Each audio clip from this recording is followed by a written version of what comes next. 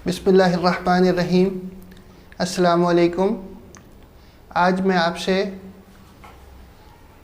इस सिलसिले में बात करना चाहता हूँ कि हम लोग आम तौर से कोई भी आइटम ख़रीदते हैं तो उसको फ़ाइनेंस करा लेते हैं।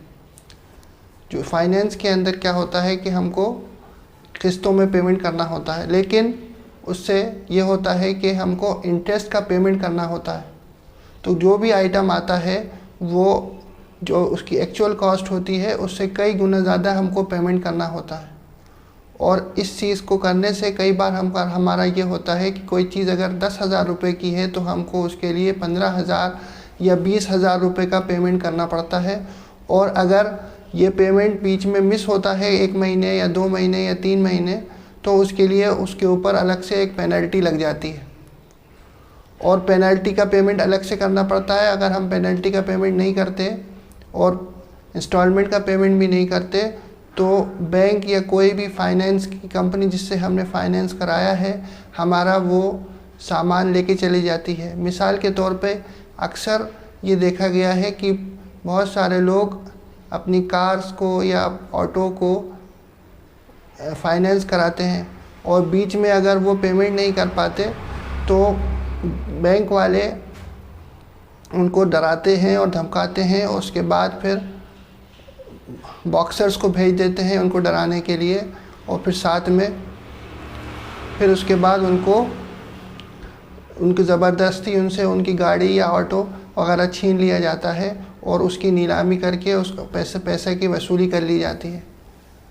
तो अल्लाह ताला ने और अल्लाह के रसूल हज़रत मोहम्मद सल्लल्लाहु अलैहि वसल्लम ने सूद को हराम फरमाया है। इससे बहुत ज़्यादा बेबरकती होती है और एक तरह से हम अल्लाह और उस अल्लाह के रसूल के साथ जंग करते हैं कि जिस चीज़ को अल्लाह ने हराम किया है हम उसके ज़रिए से अपने घरों में सामान ख़रीदते हैं तो बहुत ज़्यादा परेशानी होती है। और जो कई बार गरीब आदमी जो उसका सामान पेमेंट नहीं करने की वजह से चला जाता है वो तो डबल लॉस में रहता है, क्योंकि उसका डाउन पेमेंट जो किया हुआ होता है वो भी चला जाता है और जो इसके इंस्टॉलमेंट पे किए हुए होते हैं वो भी चले जाते हैं।